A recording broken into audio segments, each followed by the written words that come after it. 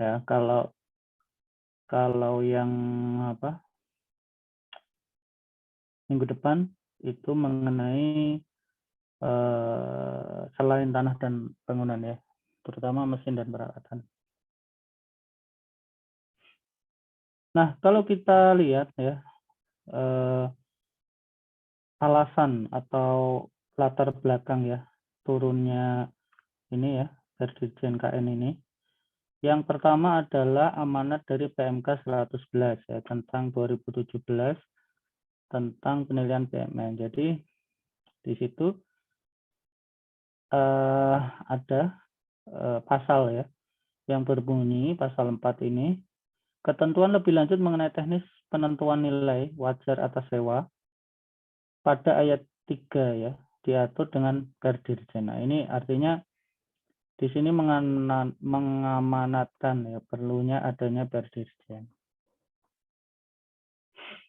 Kalau kita flashback lebih lanjut, sebelum ada PMK 111 itu ada PMK 33 ya, mengenai di situ juga diatur mengenai penilaian ya, sewa. Karena sebelum adanya PMK 111 ini,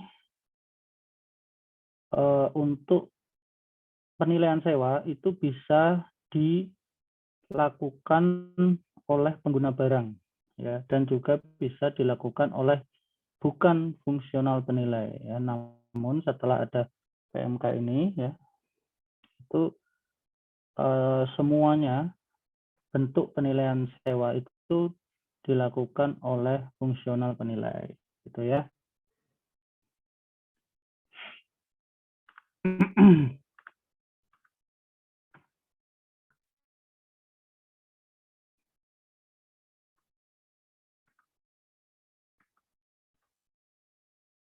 Nah, kalau kita lihat di PMK 33 dulu ada perhitungan bagaimana sewa ya. Nah, di sini lebih lengkap lagi ya, karena Perdirjen ini mengatur lebih detail mengenai penilaian ya, sewa tanah dan bangunan dan selain tanah dan bangunan.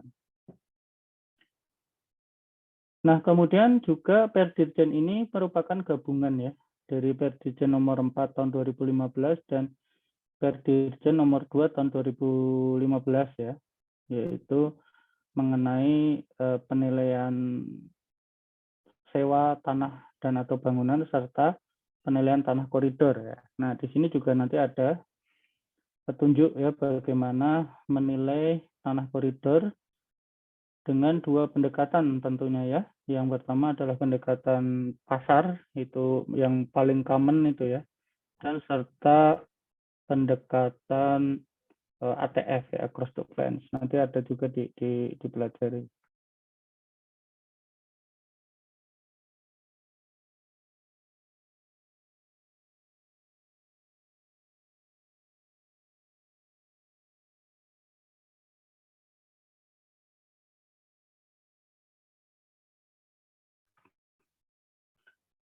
Nah, karena Perdirjen ini dibuat tahun 2015 ya, maka Perdirjen ini juga melengkapi Perdirjen-Perdirjen sebelumnya, artinya bahwa metode penilaiannya itu lebih lengkap ya, yaitu dengan ditambahkannya metode discounted cash flow dan juga penambahan ketentuan tingkat kapitalisasi dan tingkat diskonto.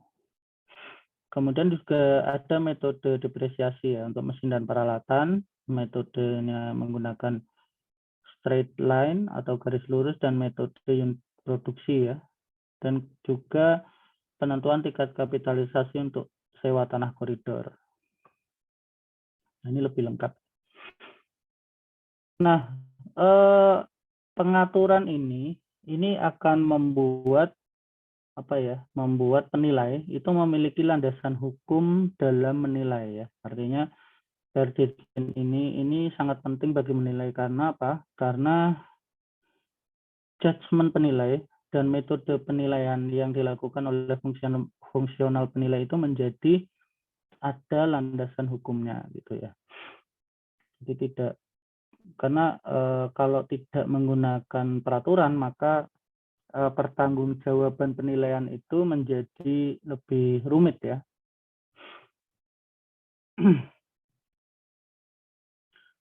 Nah, kalau kita lihat ya, kita lihat struktur Perdirjen ini, itu batang tubuh terdiri dari 20 pasal ya dan 7 bab. Kemudian ada 3 lampiran ya, masing-masing lampiran itu berbeda ya. Lampiran pertama itu tentang tata cara penentuan nilai wajar sewa BMN berupa tanah dan atau bangunan. Kemudian lampiran 2 ini selain tanah dan bangunan, serta lampiran 3 tata cara penentuan tingkat kapitalisasi dan diskonto. Ntar saya share dulu ya. Saya share untuk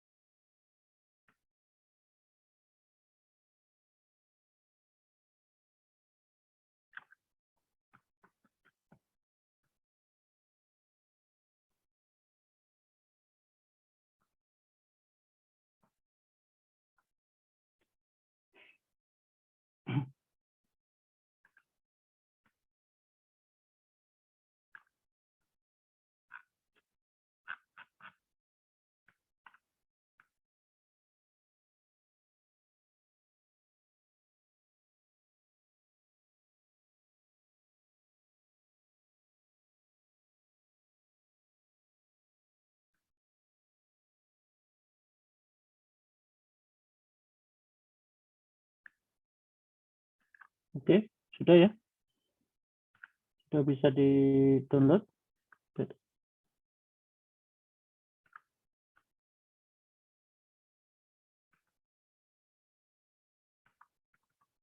Sudah, Pak. Sudah, oke.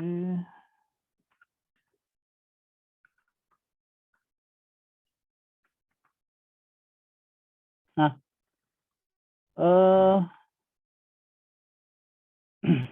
jadi ini ruang lingkupnya ya, ruang lingkup RJC-nya. Tanah dan atau bangunan ini dibagi menjadi 3 kategori. Tanah kosong, ya, dan tanah koridor, kemudian sebagian tanah dan bangunan, ya, dan keseluruhan tanah dan bangunan. Kalau sebagian tanah dan bangunan ini, contohnya adalah ruang kantor, ya. Jadi ada ruang di dalam gedung yang digunakan untuk atau disewakan ya untuk ruang kantor, office space gitu ya. Kemudian ada ruang yang digunakan untuk ruang usaha atau commercial retail space ya. Disewakan mungkin untuk apa kantin atau yang lain-lain ya. Kemudian ada ruang pertemuan ini ya. Kemudian ruang ATM, ruang penginapan ya. Ruang pada menara telekomunikasi ya. Kemudian papan reklame dan lain-lainnya ya. Itu merupakan bagian dari bangunan ya, atau bagian dari tanah dan bangunan. Nah, kalau keseluruhan tanah dan bangunan bisa saja tanah dan bangunan kantor, yaitu disewakan secara keseluruhan ya, tanah dan bangunannya, kemudian tanah dan bangunan usaha, tanah dan gedung pertemuan, tanah dan bangunan ATM ya, tanah dan gedung penginapan, dan lain-lain. Kemudian selain tanah dan bangunan, ini ada kendaraan ya. Kendaraan ini masuk properti sederhana ya. Kemudian mesin dan peralatan, fixture dan furniture ya. Nah, ini nanti akan ada sendiri ya. Nah, nanti kita akan bahas di pertemuan ke depan. Jadi pertemuan kali ini kita akan fokus penilaian atas sewa BMN berupa tanah dan atau bangunan. tahapan penilaiannya seperti ini ya, seperti teman-teman sudah pahami ya, bahwa ada pengumpulan data awal, kemudian survei lapangan, pengumpulan data. Di sini data yang dikumpulkan apa aja kira-kira? Guys. Halo guys. Datanya apa saja? Untuk data awal ya, apa untuk? Ya kan kita pengumpulan data nih. Nah, kira-kira datanya itu apa aja? Data umum, data khusus itu Pak. Ya, betul. Data umum dan data khusus. Ya. Kemudian dari data umum dan data khusus itu nanti kita analisis data. Kemudian kita menentukan pendekatan penilaian. Dalam penilaian sewa BUMN ini yang diatur oleh Perdirjen ini, kita fokus penilaian sewa itu hanya dengan 2 metode. Yang pertama, metode pendekatan data pasar. Yang kedua, pendekatan pendapatan. Ya. Jadi hanya 2 itu, tidak ada pendekatan biaya. Ya. Jadi penentuan pendekatan penilaian hanya terbatas pada 2 opsi itu.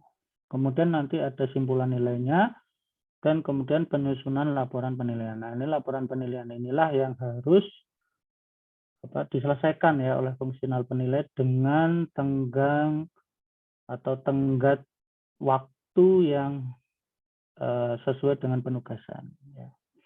Ingat ya, penilai itu harus menyelesaikan penilaiannya dan membuat laporan penilaian itu sesuai dengan tenggat waktu yang ada di surat penugasan.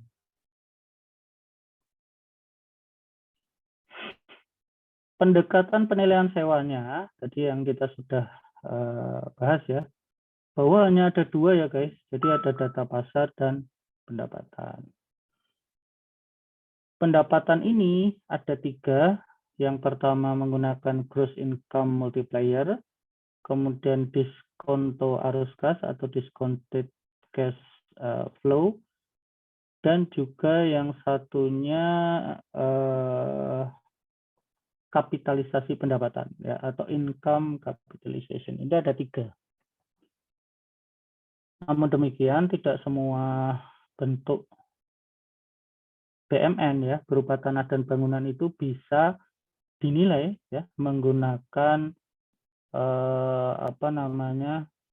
menggunakan 3 pendekatan pendapatan ini ya. Ada yang hanya bisa, contohnya tanah koridor ini hanya bisa menggunakan kapitalisasi pendapatan ya, kemudian gross income multiplier serta perbandingan data pasar. Kalau tanah koridor itu khusus ya, jadi selain perbandingan data pasar, nanti di Perdirjen ini juga diatur across the fence ya, across the fence. Masih ingat ya across the fence? Kemudian kalau sebagian tanah dan bangunan ini tadi ya perbandingan data pasar, kemudian income capitalization dan GIM. Kalau keseluruhan tanah dan bangunan ini perbandingan data pasar, income capitalization dan GIM. Kemudian selain tanah dan atau bangunan ini bisa menggunakan perbandingan data pasar, income capitalization, GIM dan DCF ya. Nah, di sini kita bisa melihat bahwa perbandingan data pasar ini adalah metode penilaian yang sangat powerful ya, karena bisa digunakan untuk semua jenis BMN ya, baik itu tanah dan atau bangunan maupun selain tanah dan atau bangunan. Jadi perbandingan data pasar itu sangat powerful ya, metode yang paling banyak digunakan juga dan juga diatur dalam Perdirjen 2018 ini ya. Nah, sebagaimana teman-teman sudah pelajari ya di PAP 1 ya, PAP 2 bahwa penetapan pendekatan data pasar ini seperti ini ya tahapannya. Pertama, mengumpulkan data dan informasi yang diperlukan terkait objek penilaian dengan objek pembanding, kemudian membandingkan objek penilaian dengan objek pembanding dengan menggunakan faktor pembanding yang sesuai dan melakukan penyesuaian. Nah, faktor penyesuaiannya ini sendiri sudah dibantu ya, artinya apa? Di Perdirjen itu sudah ada faktor penyesuaiannya, jadi tinggal kita membaca dan menggunakan faktor penyesuaian yang ada di Perdirjen tersebut ya. Kemudian besarnya persentase atau jumlah dalam satuan mata uang dari proses penyesuaian dijumlahkan untuk memperoleh jumlah penyesuaian. Nah, ini bisa ya, teman-teman. Jadi nanti ada yang apa? Kalau data pembanding itu lebih bagus daripada apa? Objek penilaiannya, maka faktor penyesuaiannya itu ditambahkan. Kalau kurang bagus berarti dikurangi ya. Kemudian nanti dijumlahkan. Nah, kemudian jumlah penyesuaian digunakan untuk menentukan besarnya indikasi nilai sewa objek penilaian, dan indikasi nilai digunakan untuk mendapatkan nilai wajar atas sewa dengan menggunakan pembobotan. Nah, pembobotan ini sendiri tergantung dari pengalaman penilai ya, dan juga tergantung dari kondisi objek pembanding dibandingkan dengan objek penilaian ya. Nanti subjektivitasnya ada di situ ya, apakah nanti ada dibagi 30%, 30%, 30%, atau nanti dibagi 50%, 30%, 20%, dan lain sebagainya. Nah, itu subjektivitas itu lahir karena pengalaman menilai ya. Nah, ini contoh analisis perhitungan nilai wajar atas sewa tanah berupa tanah ya. Contohnya ini ada objek penilaiannya, kemudian di sini ada 3 pembanding ya. Nah, alamatnya ini di jalan X, Y, Z ya. Kemudian jenis transaksinya ini semuanya penawaran ya. Kemudian waktu transaksi sewa itu kebetulan sama dengan objek penilaian. Kemudian waktu sewanya ini adalah 1 tahun ya. Kemudian peruntukan sekitar ini ada residensial ya. Kemudian lokasinya baik. Kemudian aksesibilitasnya baik, kemudian ada yang sangat baik ya. Kemudian pembanding 3 baik. Kalau objek yang dinilai ini baik ya. Kemudian kondisi tanahnya matang. Elevasi tanahnya ini ada yang lebih tinggi dari jalan 50 cm. Kemudian sejajar dengan jalan, kemudian ada yang semuanya sejajar dengan jalan ya, kecuali pembanding 1. Kemudian kontur tanahnya rata, dokumen kepemilikannya kiri, SHGB ya, dan juga ada SHP. Nah, ini bedanya apa guys? Teman-teman harus tahu nih. Beda SHGB sama SHP. Apa yuk? Izin Pak. Ya, silakan Mas. Mungkin di jangka waktunya ya Pak. Seingat saya itu kalau SHP itu 25 tahun, kalau SHGB 30 tahun. Koreksi Pak kalau salah.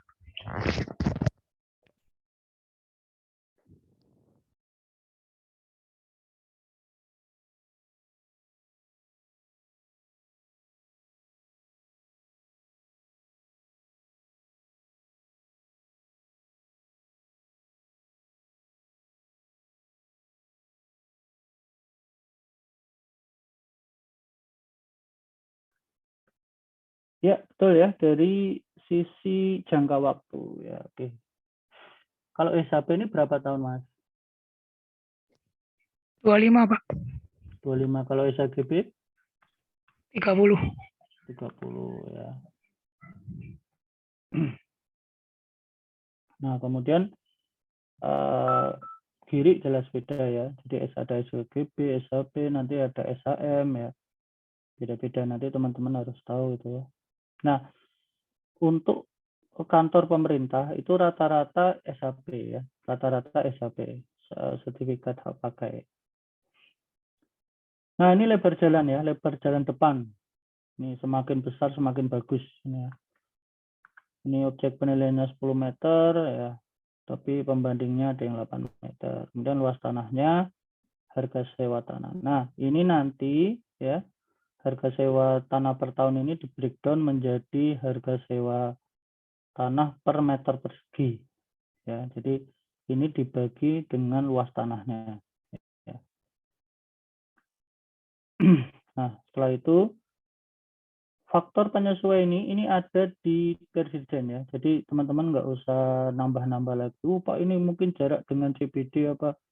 Nggak usah itu karena sudah diatur di Perdirjen, kita ikut ini aja. Tapi kalau mau pakai apa multi regresi ya bisa juga. Kan multi regresi itu juga bisa digunakan untuk penilaian ya.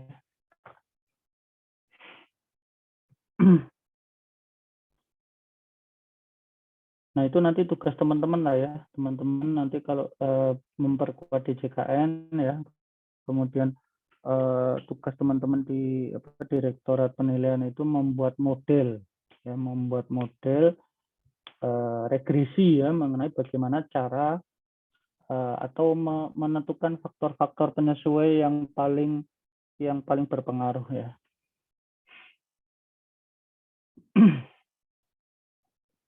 Ini jenis transaksinya semua negatif. Kenapa? Karena semuanya ini adalah sewa.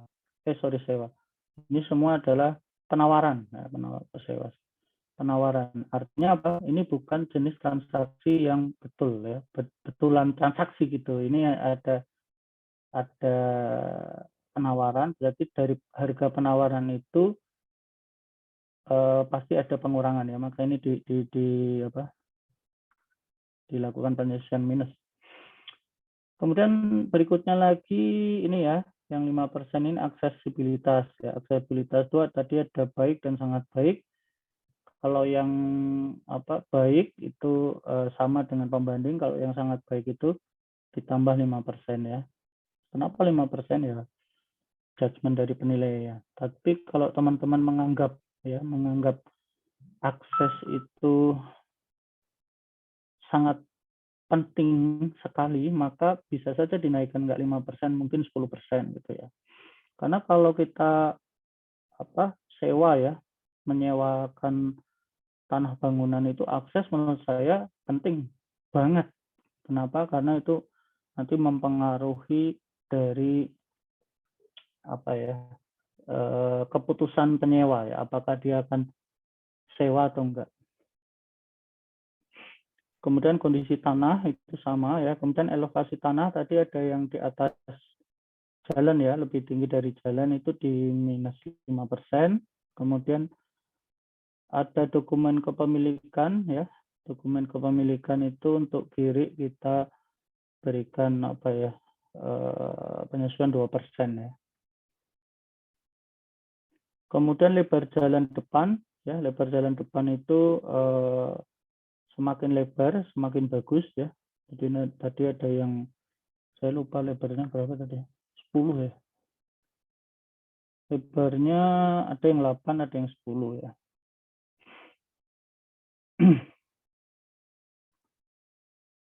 Kemudian jumlah penyesuaiannya kemudian ditambahkan dan kemudian nanti nilai dari indikasi ini ya.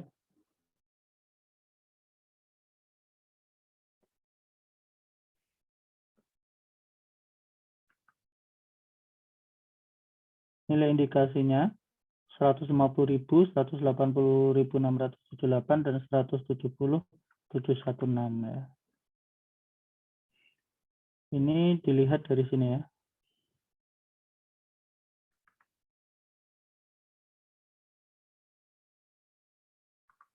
Harga sewa ya.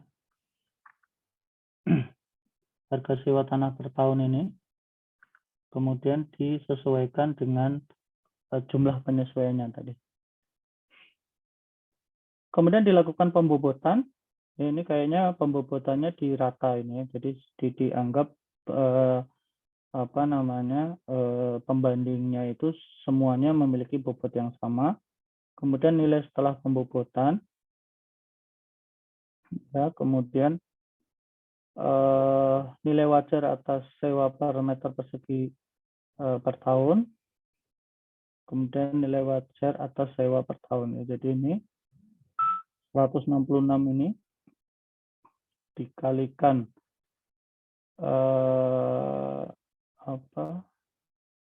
luas lahannya. Luas lahannya kan tadi berapa objek pembandingnya? Objek yang dinilai luas lahannya 400 ya. Jadi ini 166 ini dikalikan 400 tadi, jadi 66.784 ya. Kemudian dibulatkan. Gitu. Jadi intinya sih sama aja kayak kita menilai itu ya guys, menilai nilai wajar. Cuman setelah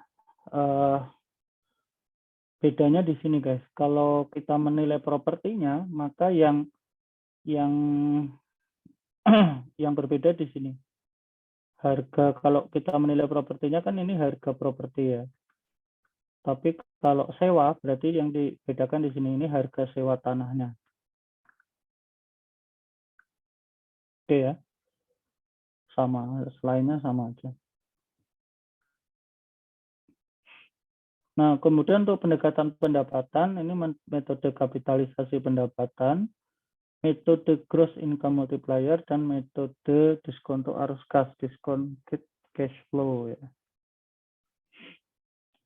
Nah, bedanya apa guys? Kalau teman-teman nanti menjumpai apa ya soal ya, ada namanya apa tingkat kapitalisasi ya sama tingkat diskonto. Bedanya apa guys? Karena di soal nanti ada dua nih ya. Ada tingkat kapitalisasi dan tingkat diskonto. Kalau dilihat sih kayaknya sama, tapi sebenarnya kalau dilihat dari cara ngitungnya beda ya guys. Bedanya di mana? Yuk kita diskusi sambil, karena udah siang ya. Monggo silahkan teman-teman.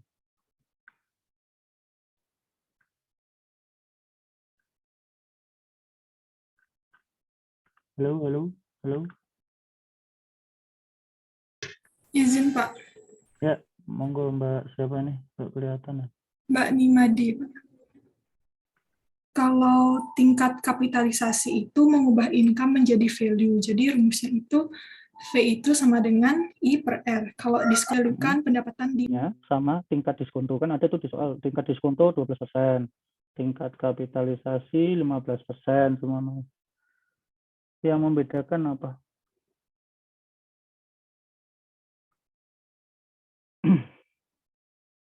Yuk, ayo. Monggo, monggo. Sini siapa yang belum pernah saya panggil itu?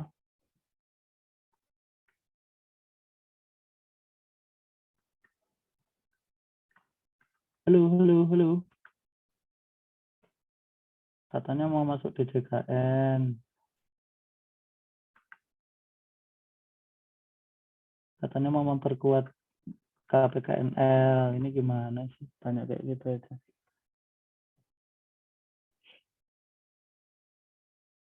Buktikan dong. Nanti kalau yang nanya kepala KPKNL-nya gimana itu?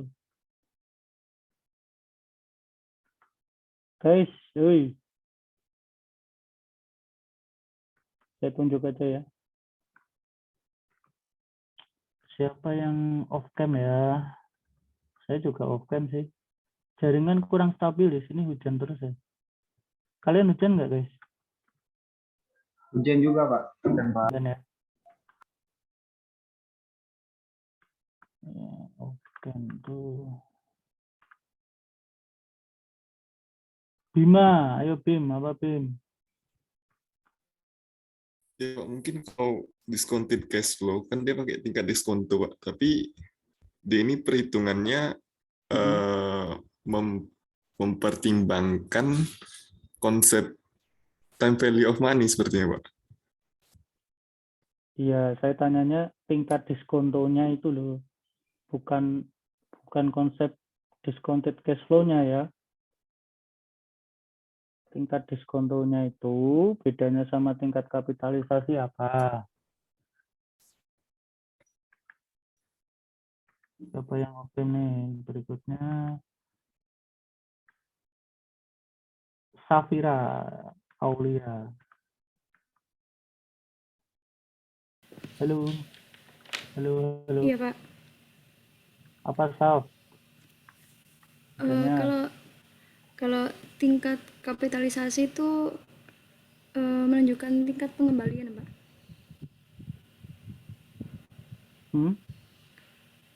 Kalau tingkat kapitalisasi itu menunjukkan tingkat pengembalian selama jangka waktu tertentu.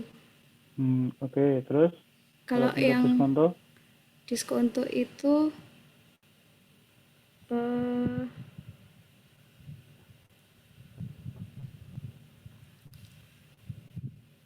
tingkat bunga yang diterapkan untuk menghitung nilai, Pak. Kalian tuh membawa nama besar PKN STAN loh. Siapa nih yang mau nih? Ayo. Yang oke, ayo siapa nih?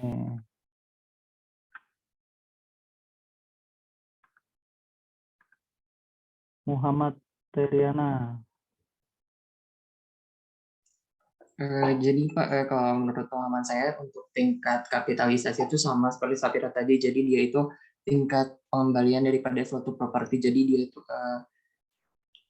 kayak perbandingan antara pendapatan dengan nilai propertinya. Tapi untuk tingkat diskonto ini itu jadi tingkat suku bunga bukan? Hampir benar. Udah nyerempet tadi. Ada yang mau menambahkan?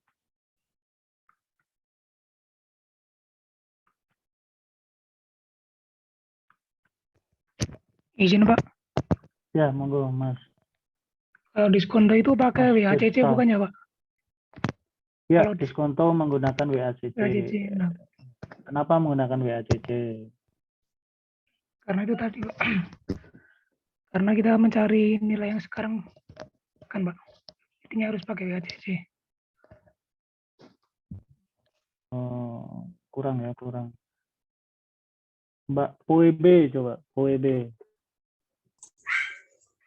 Itu mungkin Pak lanjutkan Firsta tadi yang kenapa pakai WACC karena menggunakan model penilaian biaya rata-rata tertimbangnya untuk tahun sekarang untuk tahun depan yang dihitung di sekarangnya gitu Pak. Kurang masih nyerempet ya, belum on point. Siapa lagi yang belum?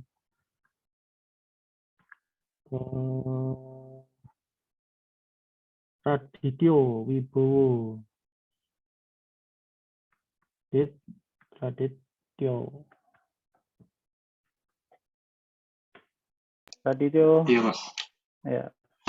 Itu bedanya kalau apa? Gimana Pak? Bedanya apa? Kalau mungkin kalau kapitalisasi itu kan dari cap rate-nya ya Pak, dari capitalization rate-nya. Itu mungkin dari persentase permodalan yang saat itu berlaku mungkin Pak. Kalau yang diskonto mungkin dari tingkat inflasi ya.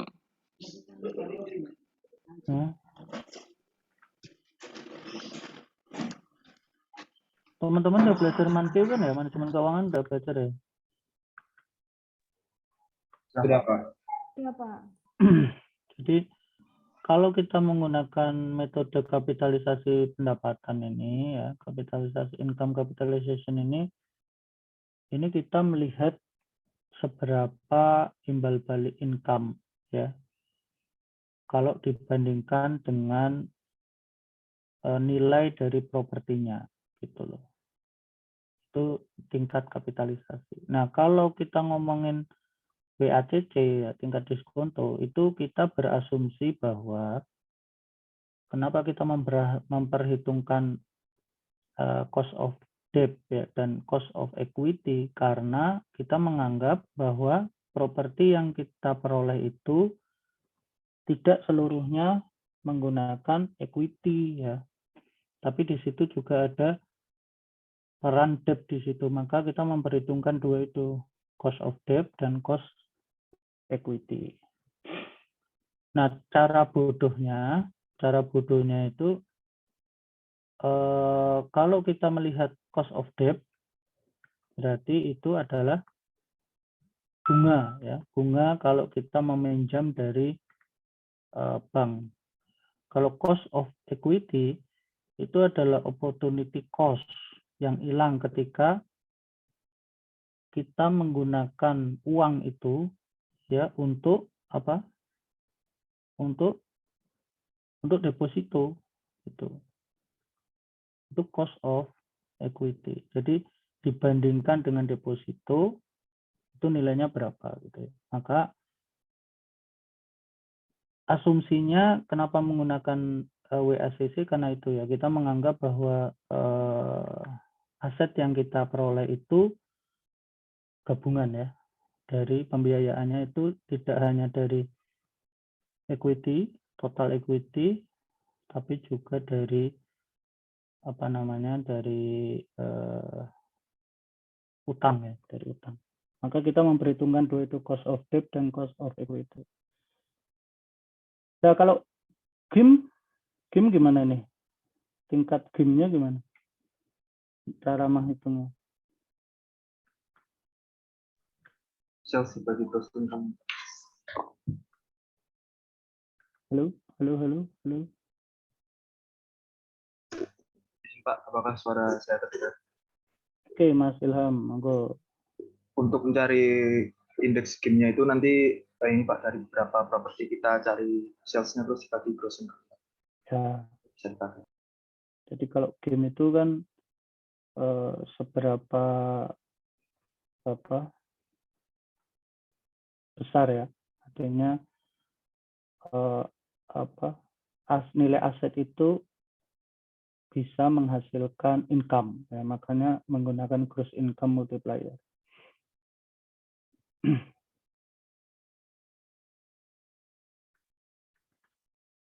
Nah ini mappingnya ya.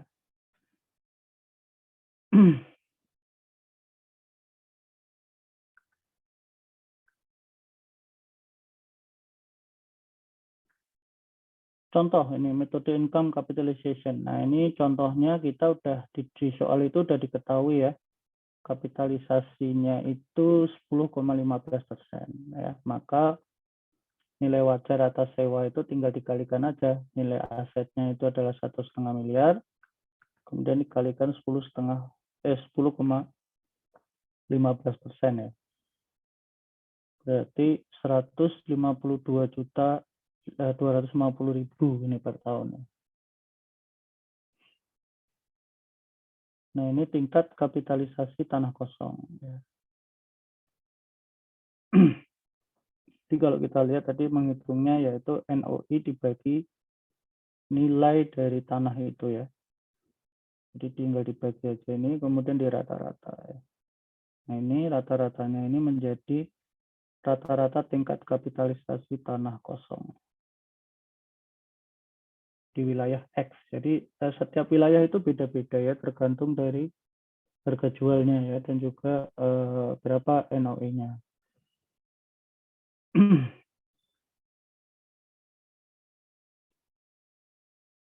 Kemudian metode GIM ya, gross income multiplier. GIM yang digunakan adalah GIM yang sesuai dengan jenis peruntukan sewa ya.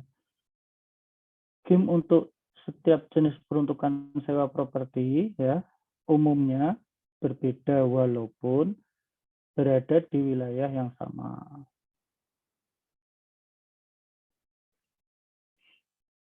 Contohnya GIM untuk sewa atas tanah berbeda dengan GIM untuk sewa tapak atas papan reklame, berbeda juga dengan GIM untuk sewa atas tanah dan atau bangunan. Dalam hal tidak diperoleh GIM di suatu wilayah, ya, dapat menggunakan GIM dari properti di wilayah lain yang memiliki karakteristik yang relatif sama. Nah, ini dibolehkan ya menggunakan GIM di daerah lain asal, syaratnya adalah karakteristiknya itu sama. Ya. Dua wilayah atau lebih yang memiliki karakteristik yang relatif sama dimungkinkan ya memiliki GIM yang sama ya. Dalam perhitungan GIM, pendapatan bruto yang digunakan adalah pendapatan bruto per tahun.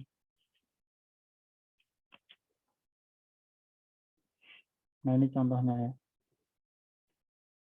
Jadi ada pembanding ya, ada 5 properti di situ.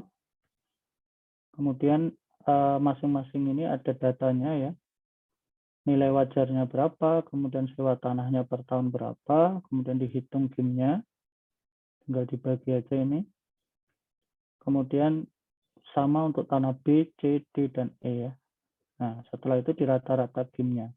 Nah, ini jadi nilai rata-rata GIM yang bisa digunakan untuk perhitungan nilai sewanya ya untuk properti yang dinilai. Contoh nilai wajarnya nilai objek penilaiannya 1,5 miliar.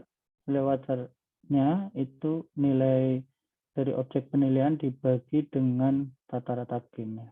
Jadi 70.916.000 per tahun ini. Nah, ini metode discounted cash flow ya, tanah kosong. Caranya adalah dengan cara menentukan nilai wajar ya. Kemudian memproyeksikan jangka waktu periode DCF ya. Jangka waktu periode DCF sama dengan jangka waktu sewa. Nah, jangka waktu sewa ini biasanya 5 tahun ya, 5 tahun. Jadi kalau kita lihat di PMK pemanfaatan sewa itu 5 tahun dan bisa diperpanjang ya. Maka biasanya penggunaan waktunya atau time frame-nya itu 5 tahun ya. Kemudian menyusun proyeksi arus kas ya. Proyeksi arus kas ini namanya aja proyeksi ya. Namanya proyeksi berarti harus melihat berbagai macam hal ya. Kira-kira apa saja yang bisa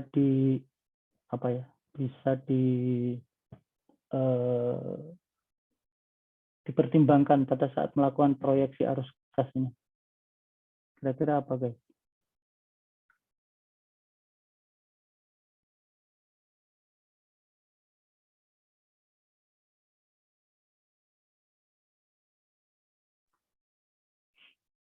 Halo, kira-kira apa? Nilai sewanya, Pak. Ya? Nilai sewa sama inflasi, Pak. Ya, nilai sewa. Ya. Tapi kan ini kan nilai sewa yang akan kita proyeksikan ya. Maksudnya variabel apa saja yang menentukan nilai sewa kira-kira? Permintaan penawaran. Nah, ya bisa supply and demand ya.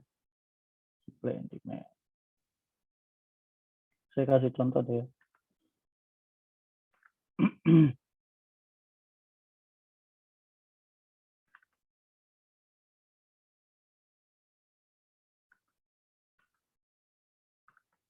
Contohnya ya, contoh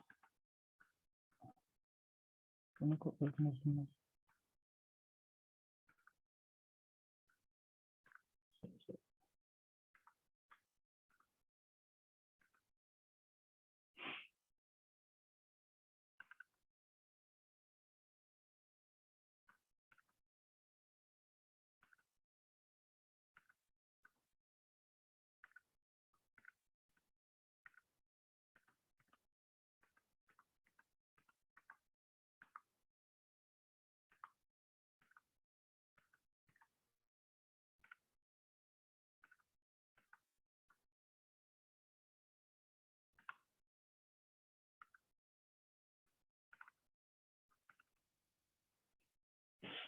Oke ya, contoh ada ini ya di ini kasus nyata ya. Jadi ini kasus benar. Ini ada BUMN idle ya. Itu ada di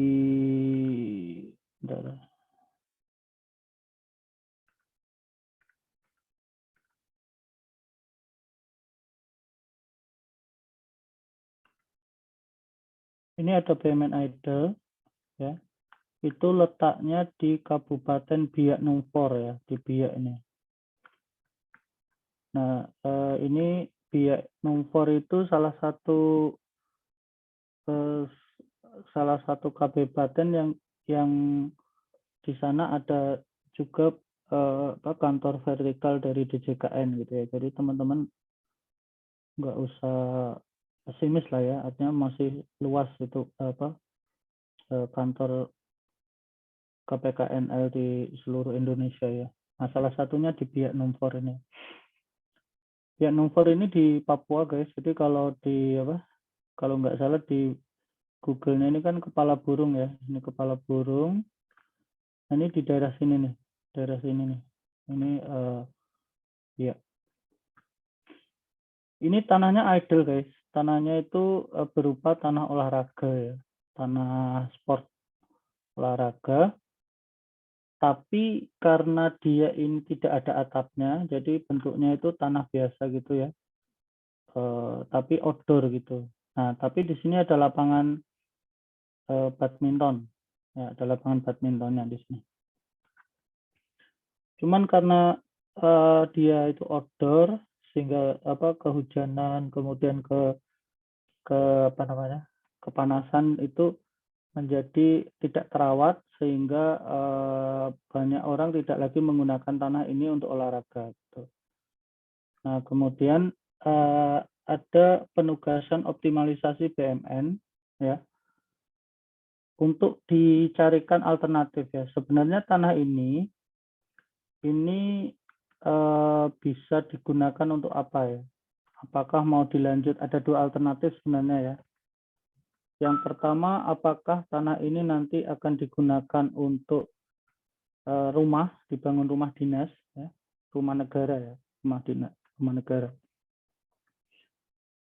Atau tanah ini akan digunakan tetap untuk olahraga, namun di-upgrade ya, istilahnya dilakukan upgrade. Dengan memberikan atap ya, istilahnya dikasih atap gitu ya.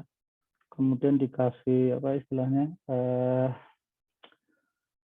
fasilitas-fasilitas pendukung yang membuat ketika berolahraga itu menjadi nyaman.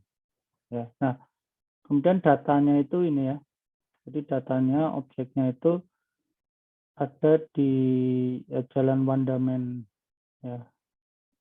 Kemudian luas tanah keseluruhan itu 3029. Kemudian luas tanah yang dianalisis itu 1400. Nah, yang bagus tanah ini adalah tanahnya itu hampir bujur sangkar ya, jadi 35 kali 40. Artinya bentuknya itu square kayak gini, hampir bujur sangkar. Nah, kemudian jenis haknya itu adalah SHP nomor 33 Biak Numfor. Nah, kemudian dilakukan optimalisasi BUMN. Nah, ini adalah batasnya ya. Kalau dilihat di sini adalah batasnya, ini adalah rumah dinas, rumah dinas, rumah dinas, rumah dinas. Maka tadi ada alternatif pertama itu kita buat rumah dinas ya. Tapi kita fokus pada alternatif kedua yaitu pengembangan lapangan olahraga. Jadi lapangan olahraga yang sudah ada itu diperbaiki lagi, kemudian diberikan fasilitas lah ya. Nah, sebelum kita menilai, kita juga mengumpulkan data ya. Artinya kalau kita melihat objek of analisisnya itu ada di sini guys ya. Ini nih di sini ya. Nah, kemudian kita lihat aksesnya ini seperti apa ya, aksesnya ini. Apakah akses itu baik ya, pertanyaannya. Kemudian katakanlah kalau akses itu baik itu parameternya apa aja ya. Karena yang disebut baik itu kualitatif ya, berarti harus dijabarkan. Yang pertama mungkin dari sisi lebar jalan ya, lebar jalan. Jadi ternyata di sini ini kalau kita buka Google Google Earth ya. Ini jalannya besar guys. Nah, jalannya besar, jalan kabupaten lah ya, jalan provinsi gede. Gitu. Nah, kemudian social facility di sini ya. Apakah di jalan tersebut atau di area ini kan jalan ini ya. Ini apakah ada fasilitas sosial di sini? Contohnya fasilitas sosial itu apa, guys? Rumah sakit ya. Hah? Rumah sakit masuk ya, betul, rumah sakit. Nah, di sini coba kita tinggal sekarang tuh gampang banget sih, maksudnya nggak kayak zaman dulu ya. Zaman dulu kan kita nggak bisa kayak gini. Nah, kalau dengan Google Map itu lebih cepat kita menganalisis. Mungkin rumah sakit atau klinik lah ya. Terus mungkin ada sekolah, enggak. Kemudian ini untuk menganalisis ya. Apakah dari segi social facility itu oke apa enggak gitu ya. Nah, selain itu juga public facility ya. Fasilitas publik itu contohnya apa guys? Tempat ibadah, Pak. Ya, bisa contohnya angkot ya. Angkot tuh publik atau sosial? Publik, Pak. Publik ya. Ada nggak dilewatin angkot nggak ini aksesnya ini? Angkot tuh angkutan umum lah ya, jangan angkot ini. Artinya angkutan umum tuh bisa apa aja? Bisa bis, bisa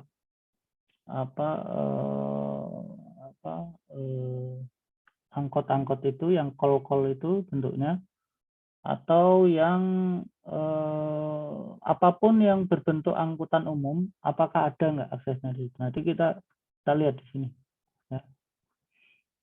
Dan lain-lain ya, fasilitas publik yang lain-lain yang diperlukan ya.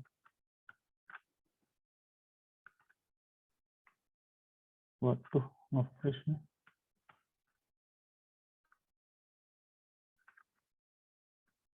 Nge-freeze. Aduh, laptop saya nge-freeze. Penyakit ini.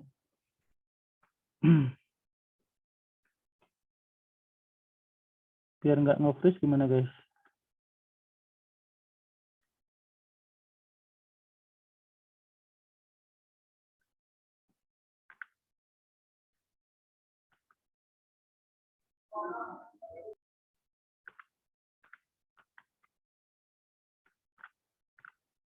Masih kelihatan nggak? Kelihatan, Pak. Masih, Pak. Masih, Pak. Masih ya. Oke, kita coba lagi. Oke. Laptop nge-freeze, Windows tuh ini ya. Apa? Banyak kelemahannya. Oke ya. Berikutnya, nah tadi sampai sini ya. Oke. Public facility apakah ada angkot apa? Kemudian neighborhood. Neighborhood itu lingkungan sekitarnya. Ini terkait dengan zonasi ya. Zonasi ini terkait dengan perda. Istilahnya kalau di sini nih zonasinya untuk apa ya? Dan percaya atau tidak guys ya, artinya aduh nge-freeze lagi nih. Gimana ini?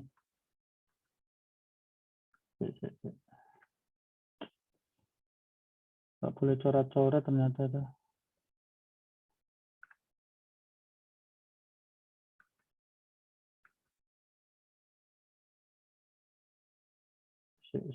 Padahal saya udah matiin ini ya zoom-nya ya.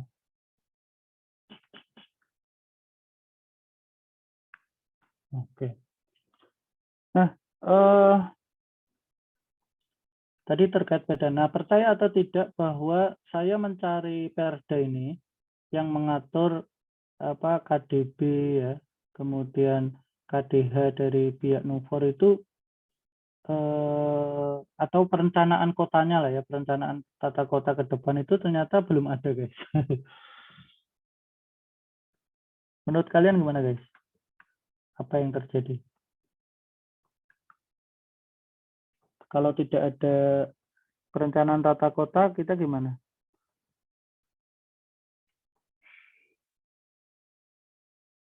Guys.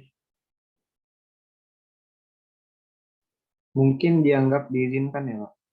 Ya, jadi kalau tidak ada perencanaan yang artinya perencanaan itu yang mengatur khusus, berarti hukum asalnya adalah boleh, ya, diperbolehkan karena tidak ada yang melarang gitu. Nah, kemudian karena ketentuan perencanaan kota ini absen ya, artinya ini sebenarnya PR ya. Kenapa? Karena Biak Numfor itu sangat cantik loh. Maksudnya kotanya itu cakep banget karena dia itu dikelilingi oleh laut ya. Bagus banget. Jadi sebenarnya perencanaan kota itu penting. PR pertama nih sebenarnya. Agar apa? Agar nanti pada saat pembangunannya itu dia akan akan menjadi bagus ya. Karena kita sudah belajar dari kota-kota di Jawa ini yang perencanaan tata kotanya sangat buruk itu kisruh ya, bukan kisruh, apa sih istilahnya? Semrawut. Nah, itu kata itu yang saya cari dari semrawut ya, semrawut. Yang ada aturannya pun itu masih sering dilanggar ya, apalagi yang tidak ada aturannya. Nah, karena kita tidak ada, maka kita lari ke ini Perpres 32 tahun 2015 ya. Perpres 32 tahun 2015 ini mengenai mengatur KDB, KWT, KLP, KDH untuk wilayah perbatasan. Ini perbatasan, nah termasuk di dalamnya ini Biak Numfor ini masuk ke kabupaten perbatasan Indonesia. Di sini ada ternyata Perpres. Nah, kemudian kita ini contoh aja ya, contoh artinya contoh real gitu. Ini kita menggunakan mempropos dua alternatif ya. Yang alternatif pertama ini kita akan bikin satu satu lapangan futsal dan 2 lapangan badminton gitu ya. Kemudian sisa tanahnya ini nanti akan ada area kafetaria dan jualannya ya di sini. Kemudian juga ada parkir mobil. Nah, parkir mobil ini bisa menggunakan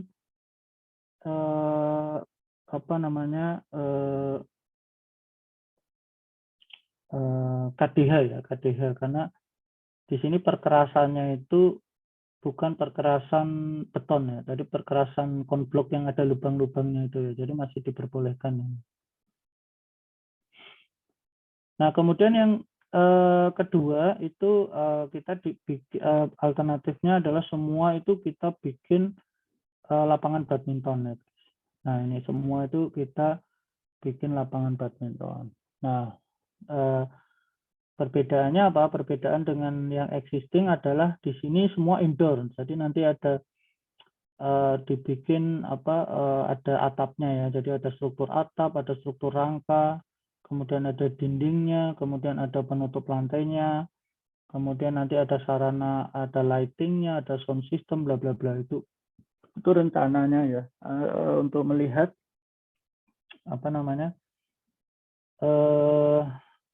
optimalisasi BMN. Nah, setelah itu kita juga mempertimbangkan adanya data umum ya. Data umum itu terutama kalau kita mau mempropos ini, kan kita harus tahu ya bahwa harus tadi Mas siapa yang bilang supply and demand ya tadi?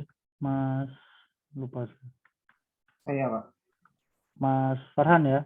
Nah, Mas Farhan bilang itu harus ada analisis supply and demand. Tapi kan kadang kan kita kita terbatas ya. Jadi contohnya nih, Mas Farhan nanti masuk DJKN Sumama, itu terus dikasih waktu sama bosnya. Han, tolong kamu bikin feasibility study mengenai optimalisasi BMN. Waktunya 3 hari ya. Jadi ngasihnya hari Senin, hari Rabu itu harus ada di meja saya. Nah, kan susah tuh bagaimana cara menganalisis demand dan supply-nya, karena memang begitulah faktanya kalau di kerjaan itu kadang banyak sekali keterbatasan. Tapi kan kita harus cerdik ya. Maksudnya kita nggak bisa melihat secara exact number ya. Sebenarnya berapa sih demand-nya, berapa sih supply-nya gitu. Tapi kita bisa pakai perkiraan yang kasar gitu ya. Caranya gimana? Gimana cara menentukan supply dulu deh, supply kalau modelnya kayak gini. Yuk, siapa yang bisa nih? Saya tunjuk aja ya. Mbak Diva, ayo Mbak Diva. Gimana Mbak Iya, Diva Pak. menentukan supply? Mungkin bisa dilihat dari sekeliling mungkin, Pak. Dari pembanding mungkin, dan melihat pasar menurut saya, Pak. Ya, jadi mungkin ada jawaban lain ya selain Mbak Diva. Mbak Indria. Gimana Mbak Indria, menurut Mbak Indria? Kalau Mbak Diva tadi kan bilang mungkin dengan melihat pembanding gitu ya. Kalau Mbak Indria gimana? Supply dulu ya, kita bicara supply dulu. Mungkin lihat data tempat itu, Pak. Atau cek di tempat itu, tempatnya udah ada berapa kayak gitu, Pak. Data pembandingnya ya, ada berapa gitu ya. Iya. Ya, itu paling gampang, guys. Jadi paling gampang kalau kalian cuma punya waktu 3 hari, jadi Mbak Indria sama Mbak Diva tadi bilang cari data pembandingnya. Betul, bahwa kalau kita ngomong ini ya kita cari apa? GOR. Ya, cari GOR. Satu GOR atau yang kedua tempat badminton sama futsal. Waduh, Biak itu kan luas. Ya udah Google aja. Ya. Kalau ya tinggal masukin keywordnya berapa jumlahnya. Nah, itu menunjukkan supply. Ya, lebih gampang kan supply? Artinya dalam waktu kurang dari 30 menit teman-teman dengan bantuan Google bisa ya. Nah, pertanyaannya demand. Nah, ini lebih ini ya. Mbak Maudi, gimana Mbak Maudi kalau demand? Sama ini nanti analoginya sama kayak kalian kalau mengambil data umum dan khusus ya untuk sewa tanah dan atau bangunan gitu. Mungkin kalau yang demand itu bisa dilihat dari ini ya Pak, pendapatan atau belanja masyarakat setempat gitu Pak. Pendapatan dan belanja ya itu termasuk ya. Ya bagus ya Mbak Maudi, pendapatan dan belanja masyarakat setempat itu termasuk ya. Kenapa?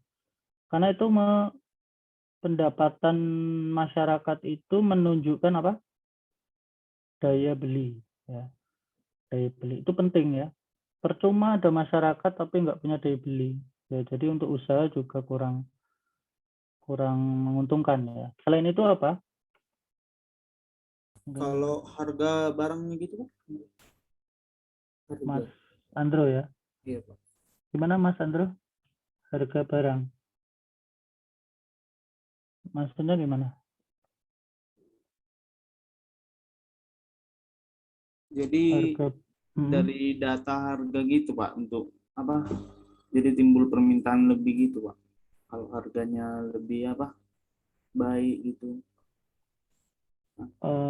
Enggak, kita kan enggak punya itu ya, data itu. Maksudnya yang bisa kita lakukan dalam 3 hari itu. Tadi kan Mbak siapa tadi? Mbak Maudi Pak. Mbak Maudi ya, namanya susah sih. Mbak Maudi itu kan bilang bahwa salah satu parameternya adalah pendapatan ya, masyarakat dan belanja itu betul karena itu bisa di searching ya. Searchingnya di mana kira-kira? BPS ya, betul Mas Ilham ya. Di BPS itu udah lengkap, tinggal kita download, tinggal masukin report. Nah, Penting kenapa? Karena itu menunjukkan daya beli. Nah, berikutnya apa kira-kira? Izin, Pak. Izin, Pak. Ya, siapa tadi? Saya, Ya, Pak. monggo. Kalau menurut saya, Pak, mungkin bisa ngelihat dari sekolah yang ada di sekitar gitu, Pak. Karena kan Mas Iksan ya. dalam olahraga biasanya itu misalnya kayak futsal gitu, yang penyewanya banyak kan anak-anak sekolah gitu, Pak. Anak-anak sekolah. Ya. Bisa itu dijadikan pendekatan untuk demand. Jadi berapa gedung-gedung sekolah yang ada di sekitaran itu gitu ya. Kemudian apa lagi kira-kira? Izin, Pak. Ya. Izin, Pak. Ya, Mbak, silakan. Jadi melihat dari tren penduduknya gitu Pak, banyak nggak orang mudanya, terus usia produktifnya, terus siapa demografi ini? Mbak Tasya Pak. Mbak Tasya, nah itu loh, Mbak Tasya tuh udah cocok lah ya di JKN. Jadi Mbak Tasya tuh betul, misalnya dari demografinya, pertama cari data penduduknya, ada nggak sih penduduknya, satu itu. Setelah dapat data penduduk, kemudian yang kita breakdown lagi nih, yang biasa badminton itu cowok atau cewek, yang biasa futsal itu cowok atau cewek. Let's say cowok itu sebagian besar ya, 80%, 20% gitu. Ya udah, kita breakdown lagi berapa jumlah cowoknya, penduduk yang cowok, berapa penduduk yang cewek. Udah breakdown lagi. Habis itu kita breakdown lagi usia berapa ini. Kan kalau balita jarang ya main futsal sama. Berarti usia apa? Usia produktif. Usia produktif itu usia berapa? Sekitar 15 sampai 60 tahun lah ya. Karena di atas 60 itu udah mempersiapkan diri lah ya ke keharibaan Tuhan. Maka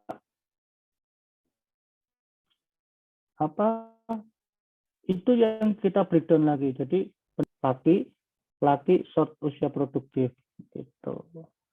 Nah, berikutnya tadi pendapatan itu juga penting. Pendapatan berapa? Kemudian selain pendapatan ada juga peningkatan pendapatan ya. Artinya pendapatan tok itu nggak cukup, harus ada tren. Pendapatan itu meningkat atau menurun gitu. Kemudian berikutnya yang tidak kalah penting adalah jenis pekerjaan. Ya, jenis pekerjaan itu penting. Kenapa? Karena di situ memperlihatkan kecenderungan orang ya. Jadi contohnya gini, kalau pendapatannya tinggi, tapi jenis pekerjaannya sebagian besar itu nelayan, kira-kira gimana? Guys.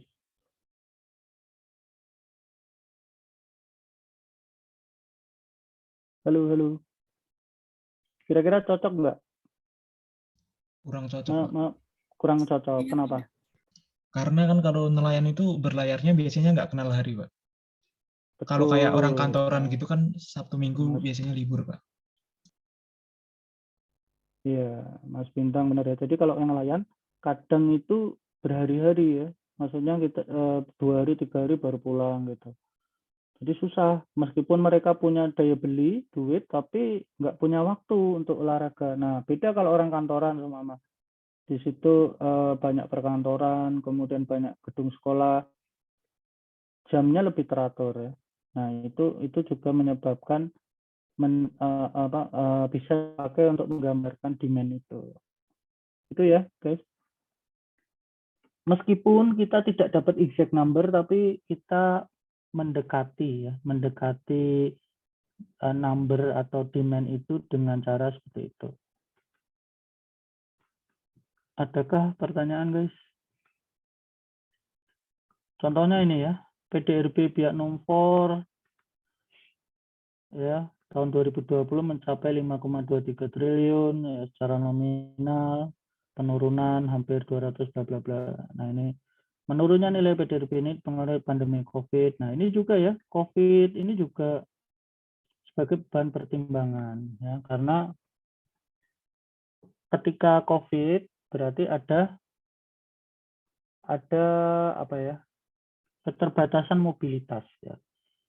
Nah, kalau ada keterbatasan mobilitas berarti orang itu tidak bisa olahraga lah, wong keluar aja nggak boleh, apalagi olahraga, apalagi futsal. Nah, yang kumpul banyak orang, nah itu juga pengaruh ini pengaruh juga nanti untuk decision making-nya ya. Berikutnya juga ya, nanti kita lihat, oh ternyata ada penurunan ekonomi ya. Nah, ini juga berpengaruh ini. Artinya apa? Artinya uang yang beredar di masyarakat ini kan berkurang ya, karena adanya penurunan aktivitas ini. Berarti masyarakat cenderung hold ya. Cenderung kok terus lagi sih. Cenderung untuk menghold uang mereka ya. Terus lagi nih.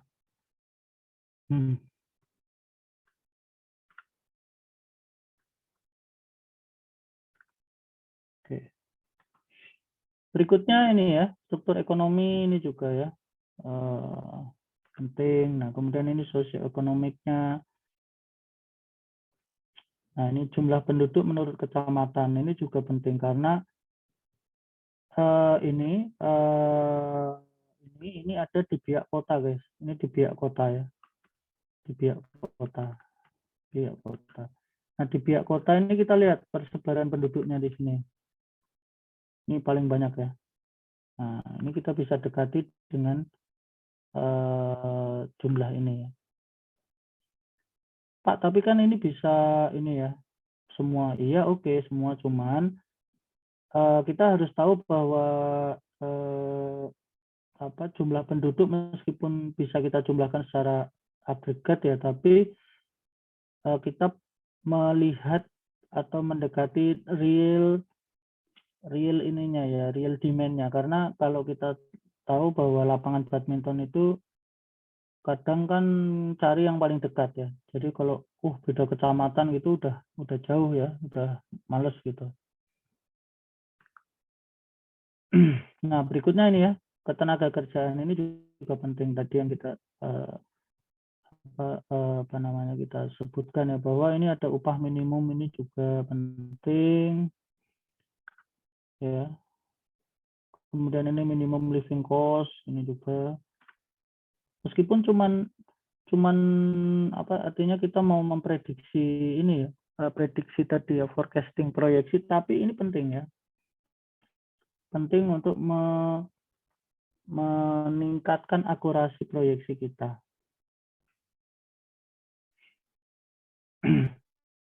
Kesempatan kerjanya ada yang sekolah ya, kemudian mengurus rumah tangga dan lain-lain. Nah, ini ada di ini ya, di BPS semua. Jadi teman-teman tinggal klik selesai.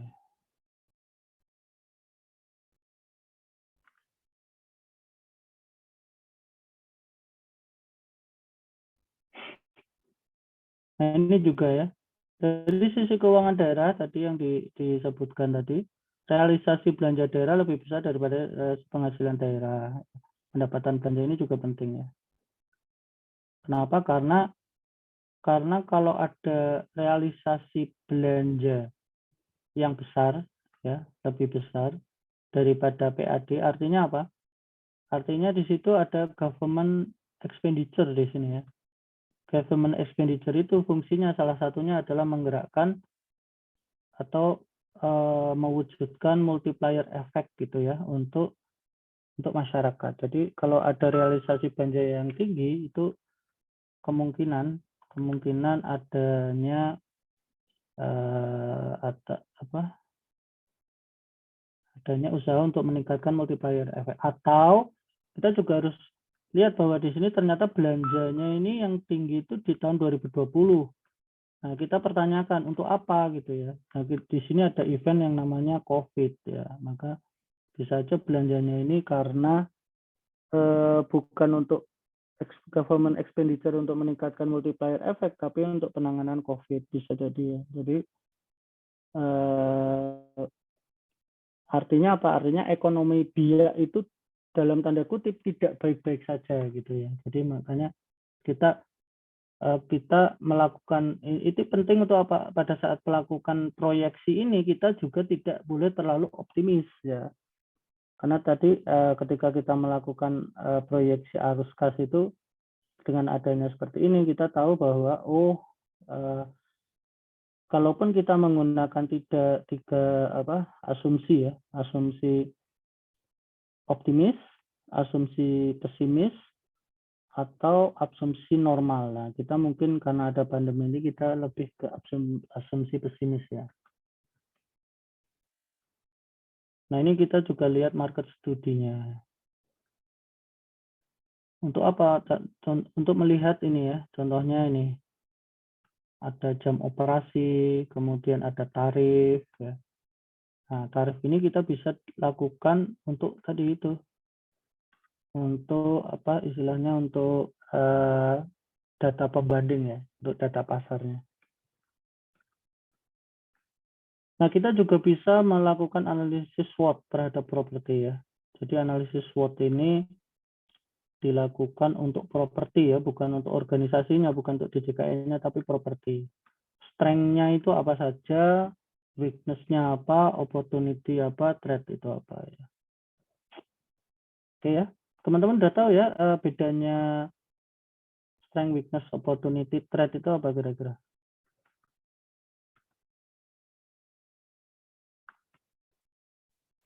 Izin Pak. Ya, monggo Mbak. Kalau Mbak strength, Dian. ya, kalau strength sama weakness itu dari internalnya Pak. Kalau Ya, opportunity sama threat itu dari eksternal. Ya, berikutnya. Jadi Mbak Dian udah tahu ya. Ini strength weakness dari internal. Internal apa? Internal propertinya. Yang mau dinilai opportunity threat ini kondisi di luar properti tapi masih terkait dengan properti. Strength weakness ini kita bisa kontrol atau controlled ya. Opportunity threat ini kita nggak bisa kontrol, uncontrolled nih, atau uncontrollable. Strength-nya apa? Contohnya objek Indonesia merupakan aset yang dikuasai oleh pemberi tugas secara fisik dan bukan aset yang terbengkalai. Nah, ini juga salah satu strength. Kenapa? Karena beberapa aset pemerintah itu kondisinya idle dan dikuasai oleh pihak lain. Nah, itu kan jadi weakness ya. Tapi ini kondisi asetnya meskipun terbengkalai tapi dikuasai oleh satker, jadi aman gitu ya. Cuman terbengkalai aja gitu. Kemudian memiliki legalitas sertifikat hak pakai semua. Ini juga strength ya. Kenapa? Karena ada beberapa PMN juga yang kondisinya dia secara legalitas belum jelas gitu. Ada juga ya. Kemudian luas tanah yang bisa dikembangkan cukup luas ya. Tadi ada lebarnya yang menghadap jalan itu 35 ya, lebarnya 40. Bentuk tanah yang hampir menyerupai bujur sangkar ya. Itu karena gini ya. Jadi kalau bentuk tanah itu berpengaruh pada pengembangannya ya. Jadi kalau tanah-tanah yang sifatnya ngantong gitu itu susah ya guys. Contohnya ini jalan ya. Nah ini propertinya bentuknya kotak. Susah ya. Ini lebih mudah dikembangkan daripada yang ngantong. Teman-teman tahu tanah ngantong guys? Tanah ngantong itu tanah yang belakangnya itu lebar gini. Nah, gini. Contohnya ini. Jadi ini lebarnya ini, lebar yang frontage-nya ini, sama yang belakang ini lebih besar yang belakang. Kenapa ini susah? Ini tidak diminati guys. Kira-kira why? Kenapa? Sulit untuk membangun. Depannya kecil, Pak. Ya, depannya kecil. Kenapa? Karena kalau istilahnya properti yang komersial yang menghadap jalan itu kalau bisa depannya yang lebar gitu. Satu itu. Yang kedua ini akan banyak dead spot di sini ya. Atau spot-spot yang tidak terpakai ini. Nah, ini juga tidak begitu disukai ya. Atau nanti tanahnya bentuknya seperti trapesium gitu ya. Seperti jajaran genjang. Tuh, nggak bisa. Ini. Nah, ini juga. Ini tanah yang bentuk seperti ini kurang disukai ya karena banyak dead spotnya nanti di sini. Oke, nah berikutnya akses menuju objek analisis sangat baik ya, kemudian terletak di distrik Samova ya, distrik Samova milik pertumbuhan ekonomi yang baik, kemudian pelaksanaan proyek tidak akan mengganggu. Nah, ini juga ya, ini juga harus harus ada informasi atau jaminan ini ya. Kenapa? Karena ini harus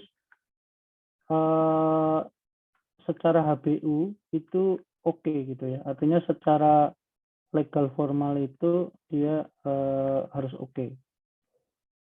Tidak mengganggu lingkungan hidup di sekitarnya. Ini nanti terkait dengan IMB nanti ya. Sebelum IMB keluar itu kan harus ada AMDAL ya, analisis mengenai dampak lingkungan. Nah, ini harus clear dulu. Karena kalau nggak clear, bisa-bisa bangunan udah jadi, IMB nggak keluar. Nah, salah satunya adalah zoning tadi. Sebenarnya zoning itu adalah zoning itu penting ya. Karena apa? Karena itu nanti untuk legalitas dari bangunan ya, bukan tanahnya, tapi bangunannya. Contoh kalau di Jakarta Selatan itu kasusnya di daerah Jagakarsa ya, itu banyak zoning hijau ya, daerah apa yang tidak boleh dibangun ya, tapi ternyata pada prakteknya itu banyak sekali bangunan di situ ya, di daerah Jagakarsa contohnya ya, salah satu. Sebenarnya banyak daerah yang seperti itu, cuman saya kasih contoh satu. Nah, itu juga itu nanti bermasalah pada saat pengurusan IMB-nya.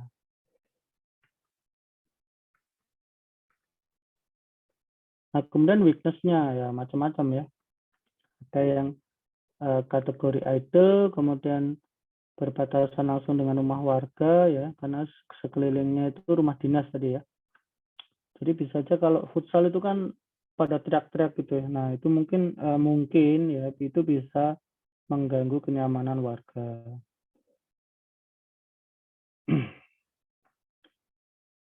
Nah, untuk jangka panjang dengan luas 1.400 itu kurang ya. Jadi mungkin bisa lebih luas lagi gitu ya untuk pengembangan jangka panjang.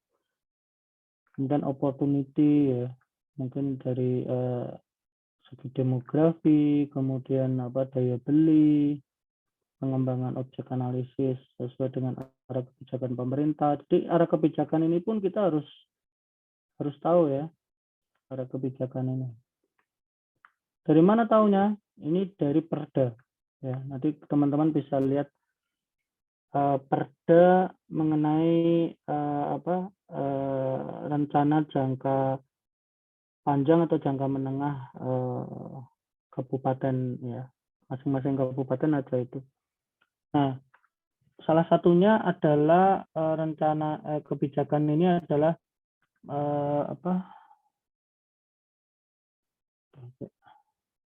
meningkatkan ini ya, meningkatkan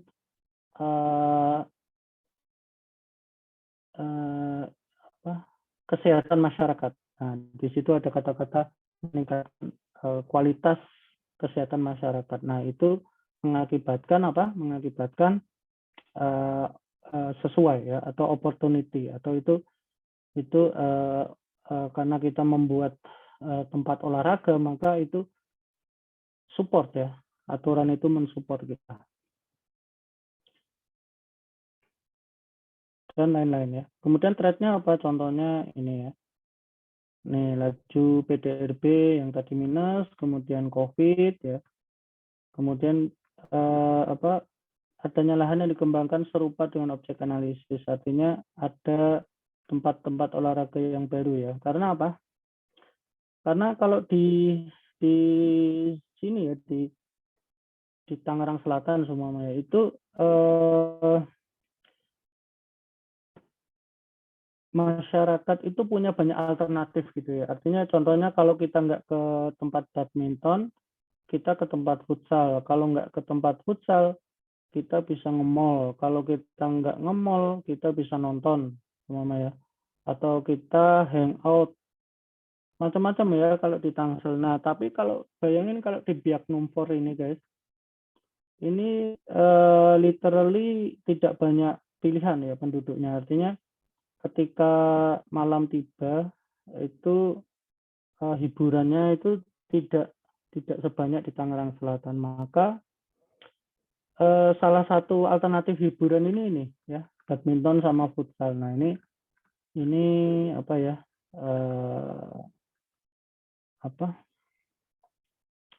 Mengakibatkan banyak sekali kompetitor nantinya ya, menjamur gitu tempat-tempat olahraga. Secara kesehatan masyarakat baik ya, baik. Cuman kan kita melihat dari sisi bisnis ya, sewa itu kan pemanfaatan, kalau bisa banyak-banyaknya menghasilkan PNBP bagi negara. Maka itu juga kita harus antisipasi. Kira-kira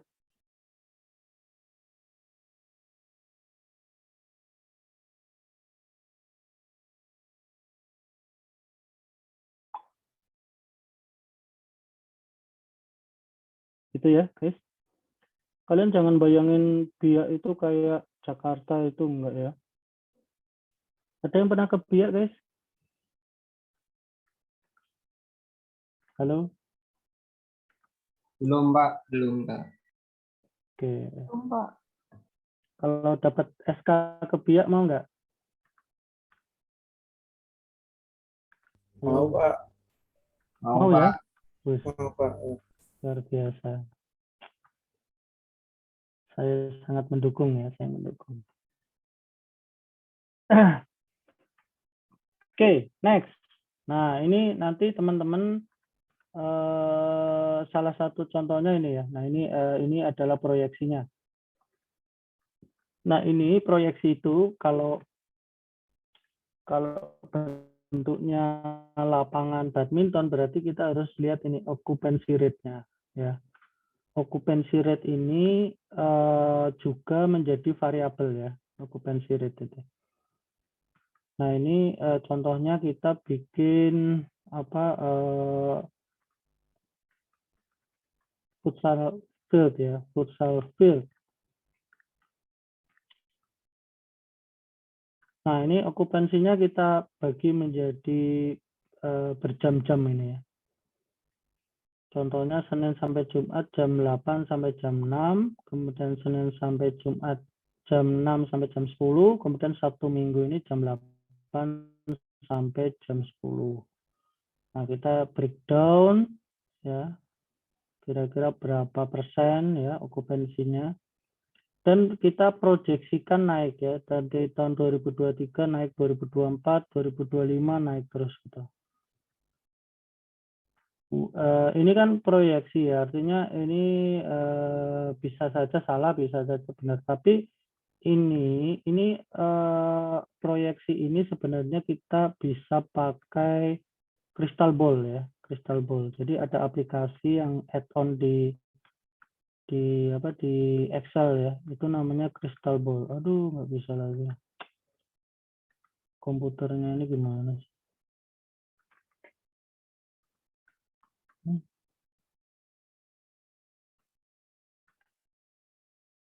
Crystal ball. Pernah teman-teman pakai crystal ball? Belum, Pak. Belum ya. Jadi nanti kalau teman-teman menggunakan ini, tujuan menggunakan crystal ball ini apa? Untuk menentukan ini ya, persentase ini. Kira-kira berapa? Tuh. Okupansi ini. Meskipun kita bisa pakai contoh 10%, kemudian tahun 2024 20%. Tapi ini kan according to kita ya, artinya tanpa ada basis perhitungan probability yang benar. Tapi kalau kita pakai crystal ball, nanti kita masukkan angka ini ya, kita klik, kemudian kita masukkan, katakanlah range-nya, karena 10% ini adalah batas bawahnya ya, yaitu 10% sampai katakanlah kita mau ngomong 20%. Nah, itu nanti berapanya muncul angkanya ini kita menghitung pakai crystal ball. Jadi dia itu akan merunning. Di situ ada runningnya itu option bisa 5.000 kali ya, atau 10.000 kali. Tergantung, kalau kalian ingin cepat selesai laporannya, bikin aja 5.000 kali. Itu kalau pakai laptop yang sekarang ya sekitar 10 menitan lah ya selesai. 5 sampai 10 menit. Kalau 10.000 mungkin lebih lama lagi. 10.000 itu untuk mengecek berapa kali running. Maksudnya gini, kita running dari berapa kali trial itu jatuhnya di mana gitu. Antara 10% ke 20% ini. Jatuhnya di mana? Nah, nanti ini masuk ke sini. Semakin banyak trialnya, number of trialnya itu bisa 10.000, bisa 20.000, itu semakin akurat ya probability-nya. Meskipun di dunia nyata nanti itu pasti akan dites lagi ya, akan ada banyak variabel lah istilahnya lah ya, ada banyak variabel. Gitu ya. Nah, ini juga sebagai variabel. Nah, kemudian ini juga kalau semuanya badminton. Nah, kalau tadi kan futsal mix, artinya futsal sama badminton. Ini semuanya badminton. Nah, ini kita menggunakan ini ya. Ini forecast probability ya. Ini untuk 10.000 trials. Ini untuk menghitung NPV-nya ya. Dan lain-lain. Oke, ini mungkin kalian nggak perlu sampai sini sih ya.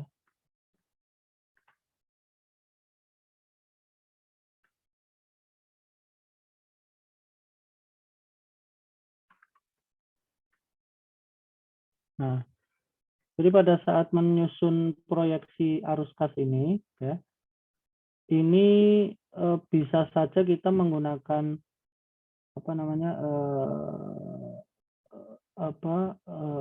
demand dan supply tadi ya, dan juga kita memperhatikan banyak faktor seperti yang kita lihat tadi, seperti ada occupancy rate dan lain-lain. Kemudian kalau bisa ini juga proyeksi arus kas ini dibuat menjadi 3 skenario ya, skenario optimistis, skenario normal, dan pesimistis. Ya, jadi nanti ketika ada memberikan laporan kepada atasan itu ada beberapa skenario gitu, tidak satu skenario ya, karena bisa saja perhitungan kita itu meleset ya, dan itu pun sering terjadi kan. Kemudian menentukan besaran terminal value, kemudian menentukan besaran tingkat diskon, menentukan besaran nilai wajar ya. Nah, ini contoh kasusnya. Nilai wajar tanah di lokasi, bentar ya, saya minta izin untuk ngisi ini dulu ya, ngisi portal dulu bentar.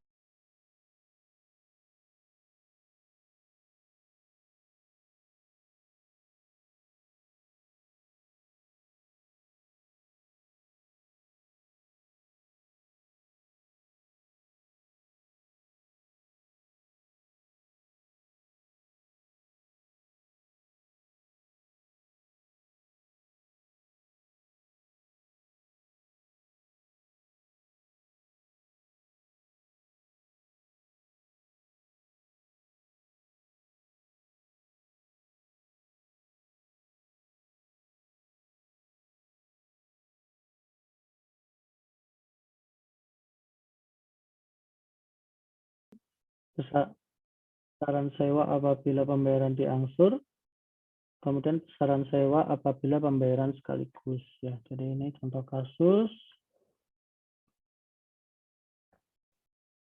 Nah, karena terminnya itu 5 tahun ya, karena maksimal sewa itu 5 tahun, nanti bisa diperpanjang ya. Kita menggunakan tahun pertama, kedua, ketiga, keempat, kelima ya. Kemudian kita menghitung terminal value di tahun ke-6. Ini nilai sewanya ya, meningkat setiap tahun sesuai dengan kenaikan sewa 2% ya. Jadi kita kemudian kita menggunakan diskon rate ya 8,49%. Setelah menggunakan diskon rate ini kita bisa menghitung present value untuk NOI-nya. Nah, untuk menghitung ini ya, terminal value ini, kita bisa menggunakan proyeksi arus kas tahun kelima ini ya, dikalikan 1 plus growth sewa tanah, jadi 1,02. Kemudian dibagi tingkat kapitalisasi. Tingkat kapitalisasinya tadi 1%. Ya. Jadi hasilnya adalah 2,76 miliar. Ya. Kemudian kita bisa menjumlahkan ya total present value NOI plus present value dari terminal value. Jadi setelah terminal value ini dihitung, kemudian kita present value kan.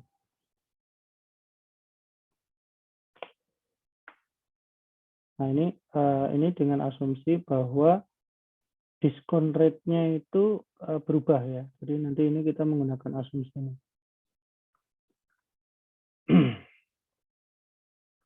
Kita bisa menghitung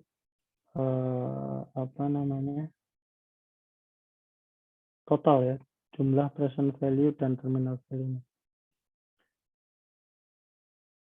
Nah, ini kalau nilai sewa itu dibayarkan tiap tahun dan juga nilai sewa dibayarkan di muka ya. Jadi bedanya adalah kalau dibayarkan tiap tahun itu selalu lebih besar ya nilainya ya daripada nilai sewa dibayarkan di muka. Karena ada aspek inflasi ini ya.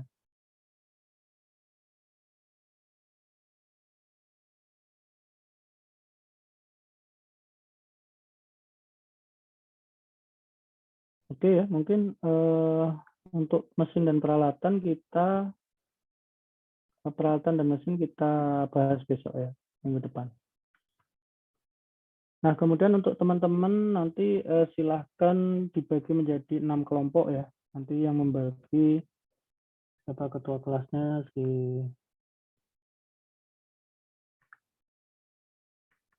ketua kelasnya siapa ya? Mas Ilham ya?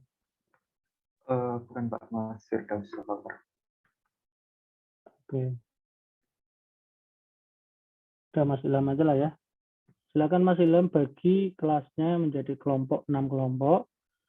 Tugasnya adalah teman-teman membuat simulasi penilaian ya, tanah dan bangunan. Boleh tanah kosong, boleh tanah dan atau bangunan menggunakan perhitungan data pasar. Ini ya, menggunakan ini. Satu itu, kemudian kedua menggunakan pendapatan, ya, pendekatan pendapatan. Bisa pakai pendekatan pendapatan, bisa pakai GIM, bisa pakai DCF, ya, atau menggunakan income capitalization. Terserah teman-teman mau pakai yang mana. Di satu kelompok ada dua ya pendekatannya. Yang pertama pendekatan data pasar, yang kedua pendekatan pendapatan. Nah, kemudian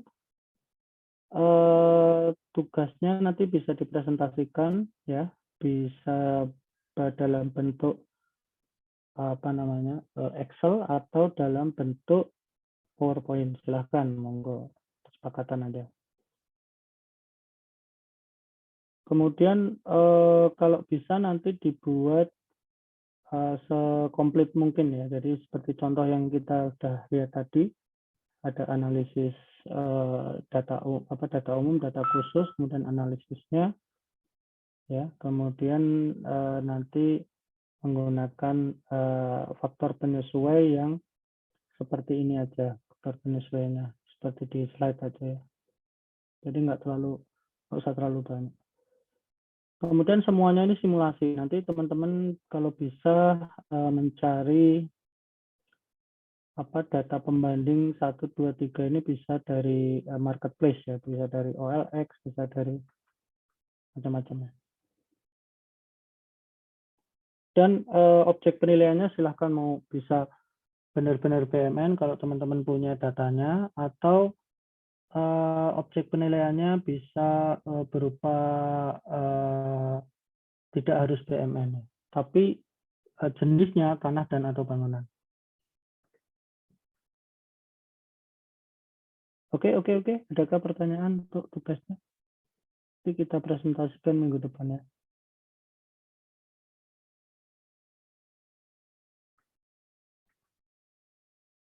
Pertanyaan guys? Izin Pak, berarti ini kita pakai 2 metode itu ya Pak? Dan untuk yang pendapatannya itu milih salah satu aja ya Pak? Ya, pendapatannya milih salah satu aja. Baik Pak, terima kasih Pak. Oke ya guys, mungkin itu karena sebenarnya masih ada mesin dan peralatan, cuman kalau di RPS itu ada 2 pertemuan ya, jadi nanti mesin dan peralatan kita bahas di pertemuan berikutnya. Oke, mungkin kalau tidak ada pertanyaan, kita cukupkan sekian ya untuk pertemuan pada sore hari ini. Kita tutup. Selamat sore. Wassalamualaikum warahmatullahi wabarakatuh. Waalaikumsalam warahmatullahi wabarakatuh. Terima kasih Pak. Oke, saya izin live ya.